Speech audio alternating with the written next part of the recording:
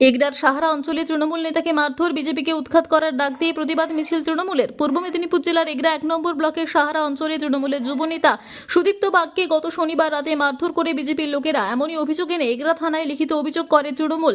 ঘটনার পেছনে বিজেপির ঘৃণ্য চক্রান্তের অভিযোগ এনে সোমবার এগরা 1 নম্বর ব্লকের সাহারা অঞ্চলের গোপীনাথপুর বাজারে এগরা 1 নম্বর ব্লক তৃণমূল যুব কংগ্রেসের সভাপতি আব্দুল মহিমের নেতৃত্বে প্রতিবাদ মিছিল করে তৃণমূল কংগ্রেস। মিছিলে কয়েকশো তৃণমূল কংগ্রেসের কর্মী সমর্থকরা সামিল হন। এদিনের মিছিল থেকে বিজেপির ঘৃণ্য চক্রান্তের বিরুদ্ধে প্রতিবাদ জানান তৃণমূল নেতৃত্বরা। উপস্থিত ছিলেন এগরা 1 নম্বর ব্লক তৃণমূল যুব কংগ্রেসের সভাপতি শেখ আব্দুল মহিম, তৃণমূল নেতা অশোক দাস, সাহারা অঞ্চল তৃণমূল কংগ্রেসের নেতৃত্ব স্বপন সিংহ, মিলন দে, সুদীপ্ত বাগ, যুব নেতা অনির্বাণ গায়েন সহ অন্যান্য নেতৃত্বরা। বলছি প্রতিবাদ সভা কি বলবেন? প্রতিবাদ সভাটা আমরা করেছি আর সারা অঞ্চল তৃণমূল কংগ্রেসের ডাকে। মানে গত পরশুদিন আমরা যখন শিবপুরে সভাটা ছিল, আমাদের মিছিল ছিল, সেখান থেকে ফেরার পথে তখন আমাদের যুব নেতা, আমাদের অঞ্চলের যুব নেতা সুদীপ্ত বাগ, মানে আমরা একসাথে ফিরছিলাম। তারপরে ও একা হয়ে গেছে। একা হওয়ার সাথে সাথে ওদের বিজেপির কয়েকটা ছেলে ওকে একা পেয়ে, বৃষ্টি হচ্ছিল, আমাদের কেউ কর্মী ছিল না, তৃণমূল সমর্থকরা সব পালিয়ে গেছিল, ওকে আক্রমণ করেছে। ওটা হঠাৎ করে আক্রমণ করে ওকে হসপিটালে ভর্তি করা হয়েছিল, তারপরে থানায় এফআইআর করা হয়েছে। মানে ওদের বিজেপি এইভাবে আক্রমণ করছে যে সারা অঞ্চল থেকে বিজেপির পায়ের তলায় মাটি শেষ হয়ে গেছে। বিজেপি 3 বছর এখানে পঞ্চায়েত গঠন করেছে, একটিও উন্নয়ন করতে পারেনি। আমাদের দিদির পথশ্রী প্রকল্পের মাধ্যমে মানে 3 বছর কেন 11 সাল থেকে যেভাবে উন্নয়ন করা হয়েছে, প্রত্যেকটা রাস্তা কিন্তু ঢালাই থেকে শুরু করে সমস্ত রাস্তাঘাট আমরা করেছি। ওরা কিন্তু রাস্তা করবে না, অথচ শবন সরণি রাস্তা বন্ধ করেছে, আটকেছে, সারা রাস্তা বন্ধ করেছিল সেগুলা। কিন্তু নীতিন গডকরির কাছ থেকে টাকা আনবে বলছিল, তারা একটাও রাস্তা করতে পারেনি। আমার দিদির মানে পথশ্রী 1, 2, 3, 4 সমস্ত প্রকল্পের মাধ্যমে কোটি কোটি টাকা ইয়ে করেছে, উন্নয়ন হয়েছে। যে প্রধান বলছেন তার দিকে রাস্তাটা তারা নাকি করেছেন, তারা সেই পথশ্রী রাস্তা তারা দেখাক প্রমাণ। এই খাদিকুল থেকে, এই গোপীনাথপুর থেকে খাদিকুল বারান্ডিয়া পর্যন্ত রাস্তা, সেটাও তৃণমূল কংগ্রেস করেছে। সমস্ত রাস্তাঘাট তৃণমূল কংগ্রেস করেছে। এই জায়গাটা মলিদা রাস্তা ওরা ফিতা কেটে ওটা মানে উদ্বোধন করে দিল। একটা গাছ বিক্রি হলো 16 লক্ষ টাকা, 16.5 লক্ষ টাকা, একটাও মানে রিপেয়ারিংও করতে পারেনি।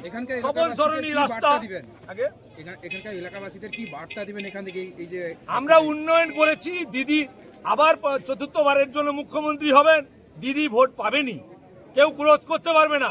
যে গদ্দার শুভেন্দু অধিকারীর ভাই শিশির অধিকারী, সেই গদ্দারটা এখান থেকে একটিও ভোট পাবে না, একটাও ভোট পাবে না। মানে অধিকারী ফ্যামিলি একটাও ভোট পাবে না এখান থেকে। লিড দিব, বিজেপি এখান থেকে নিপাত যাবে।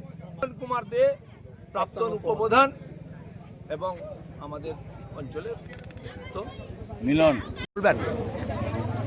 আপনারা নিশ্চিত জেনেছেন আমাদের অঞ্চলের যুব সভাপতি সুদীপ্ত বাগের উপর বিজেপির দুষ্কৃতী যেভাবে রাতের অতর্কিত হামলা করেছিল, তার প্রতিবাদে আমাদের এই সভা ছিল। এই সভা থেকে আমরা একটা কথা বলতে চাই, বিজেপি আতঙ্কিত। সেই আতঙ্কিত থেকেই আজকের এই কর্মকাণ্ড। বিজেপিকে আমাদের একটাই বার্তা থাকবে, এই সাহারার মাটি থেকে দাঁড়িয়ে যে নিউটনের তৃতীয় গতিসূত্রতা ভালো করে পড়ে রাখতে।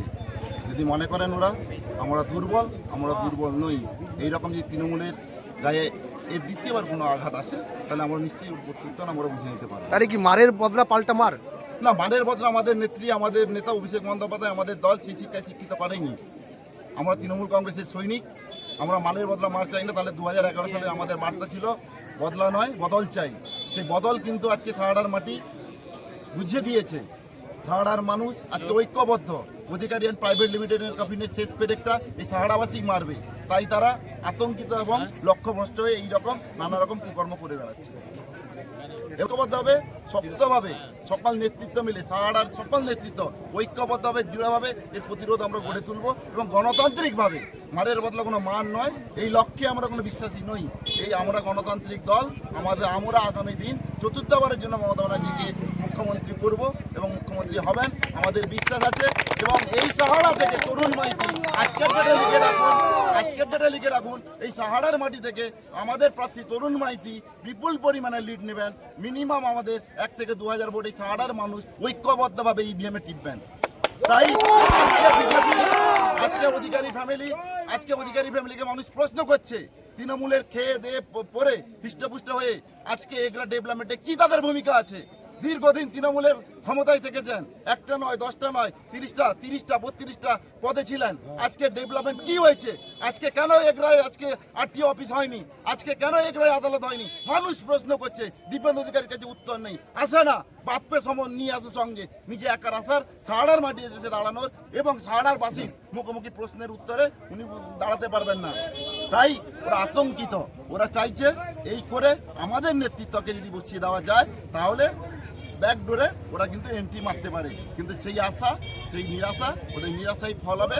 নিশ্চিন্তে থাকুন, সাহারার নেতৃত্ব সাহারাবাসী সবাই ঐক্যবদ্ধ, একটাই প্রতীক জোড়া ফুল, একটাই প্রার্থী তরুণ কুমার মাইতি বিপুল ভোটে জয়লাভ করছেন।